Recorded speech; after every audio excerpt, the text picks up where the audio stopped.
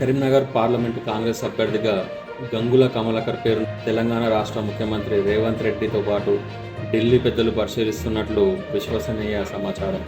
Congress MLA Narender Reddy మధ్యవర్తిత్వంతో రాష్ట్ర వ్యవహారాల incharge Deepa Das మున్షితో చర్చలు సఫలమైనట్లు పొలిటికల్ సర్కిల్లో చర్చ జోరుగా నడుస్తుంది.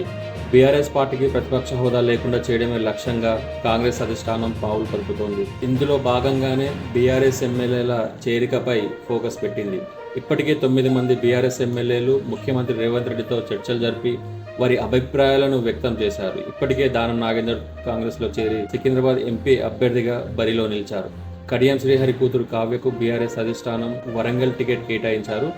ఓడిపోయే పార్టీ నుండి బరిలో నిల్వలేమంటూ కేసీఆర్కు షాక్ ఇచ్చారు. తాజాగా కడియం శ్రీహరి కూతురు కావ్య కాంగ్రెస్ పార్టీలో చేరారు. ఇదిలా ఉండగా కరీంనగర్ ఎంపీ టికెట్ గెలవడమే లక్ష్యంగా కాంగ్రెస్ రాష్ట్ర నాయకత్వం దృష్టి సారించింది. 4 సార్లు వరుసగా ఎమ్మెల్యేగా గెలిచిన గంగుల కమలాకర్ను కాంగ్రెస్ పార్టీలో చేర్చుకొని ఎంపీ అభ్యర్థిగా బరిలో నిలపాలని డిసైడ్ అయినట్లు తెలుస్తుంది. గంగుల కమలాకర్ పేరును పరిశీలనలో ఉండడం కూడా కరీంనగర్ ఎంపీ టికెట్ ప్రకటన జాప్యం కావడానికి కారణంగా తెలుస్తుంది.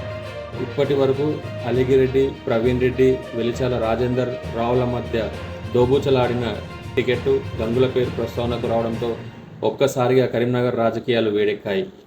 అటు కాంగ్రెస్ శ్రేణులు, ఇటు బీఆర్ఎస్ శ్రేణులు షాక్కు గురవుతున్నారు. అయితే స్థానిక రవాణా బీసీ సంక్షేమ శాఖ మంత్రి పొన్నం ప్రభాకర్ గౌడ్ గ్రీన్ సిగ్నల్ ఇస్తే గానీ చేరికకు మార్గం సుగమం అయ్యే పరిస్థితి లేదు.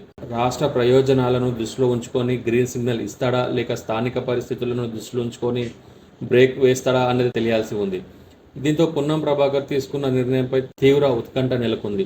మరోవైపు పొన్నం ప్రభాకర్ను కాదని రాష్ట్ర నాయకత్వం నిర్ణయం తీసుకునే పరిస్థితి లేదని రాజకీయ విశ్లేషకులు భావిస్తున్నారు. గంగుల రాకను స్థానిక కాంగ్రెస్ నాయకులు తీవ్రంగా వ్యతిరేకిస్తున్నట్లు తెలుస్తుంది.